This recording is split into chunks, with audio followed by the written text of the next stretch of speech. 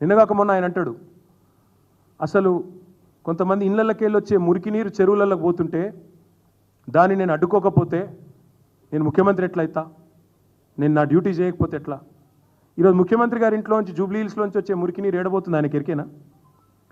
మరి ఈ మురికి నీరును మాత్రమే మురికి నీరు పోతున్నది గ్రౌండ్లోకి కానీ లేదా పక్కన ఉండే కుంటలలోకి కానీ అంటే మరి ఎస్టీపీలు కట్టిందే అందుకు కదా, 100% ఎస్టీపీలు కట్టింది ఎందుకు? కట్టాం కదా ఆల్రెడీ. ముఖ్యమంత్రి గారికి కూడా తెలియదు పాపం, ఆయనకు అవగాహన లేదు, సబ్జెక్ట్ తెలియదు. ఈ డ్రైనేజ్ వ్యవస్థ అంతా ఎక్కడెక్కడైతే ఎస్టీపీ ఇండివిజువల్ హౌసెస్కి అయితే ఎస్టీపీలు ఉండవు కదా, గేటెడ్ కమ్యూనిటీస్కి ఉంటాయి, అపార్ట్మెంట్ కాంప్లెక్స్లకు ఉంటాయి, లేదా ప్రభుత్వం కట్టినంటే నాలాల మీద మనం కట్టిన కాడ ఉంటాయి. అంతేగాని ఇండివిజువల్ హౌసెస్కు ఇండివిజువల్ డ్వెల్లింగ్స్కి అయితే ఉండవు.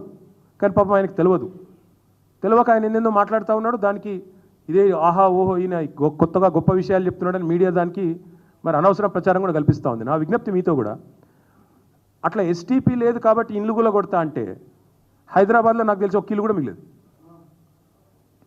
నాకు చూపెడతారు. ఇప్పుడు ముఖ్యమంత్రి గారి ఇంట్లో ఎస్టీపీ ఉందా? చూపెడతావా?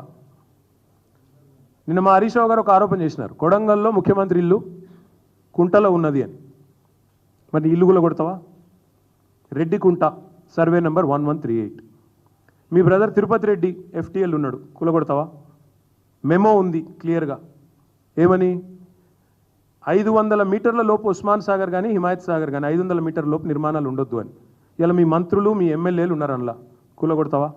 మరి వాళ్ళకేమో నోటీసులు ఇస్తారు పెద్దవాళ్లకు, వాళ్ళనేమో కాపాడుతావు కంటికి రెప్పలాగా, పేదవాళ్ళని మాత్రం ఇష్టం వచ్చినట్టు కొడతామంటే ఎట్లా ఊరుకుంటారు అనుకుంటున్నావు? నీకు నిజంగానే నిజాయితీ ఉంటే ముఖ్యమంత్రి గారు, మీ అన్నగారి ఇల్లు ఫస్ట్ కూలగొట్టు, అక్కడ FTLలో ఉన్నవాళ్ళు బఫర్లో ఉన్న వాళ్ళ ఇల్లు అన్నీ కూలగొట్టు, నీ ఇల్లు కొడంగల్లో కూలగొట్టు. అదేవిధంగా తర్వాత మీ ఎమ్మెల్యేలు మీ మంత్రులు ఎవరైతున్నారో పెద్ద పెద్ద నాయకులు 500 మీటర్ల లోపు ఈ జంట జలాశయాలకు నిర్మాణాలు ఉండవద్దని రూల్ ఏదైతే ఉందో మీరు ఇచ్చింది, అది మేమీ లేదు కూడా. 2010లో అనుకుంటా కాంగ్రెస్ గవర్నమెంట్ ఇచ్చిన మెమో ఉంది, మీకు షేర్ చేస్తాను చూసుకోండి. 2010లో ఇచ్చారు. మరి దానికి అనుగుణంగానైతే 500 మీటర్ల లోపల ఒక్క నిర్మాణం ఉండొద్దు.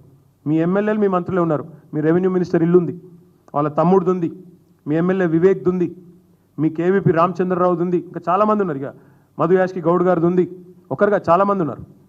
వాళ్ళందరికీ ఫస్ట్ కూలగొట్టు. పేదవాళ్ళ ఇండ్ల మీదకి వచ్చే ముందు వాళ్ళందరికీ కూలగొట్టి నీ చిత్తశుద్ధి రుజువు చేసుకొని అటెన్క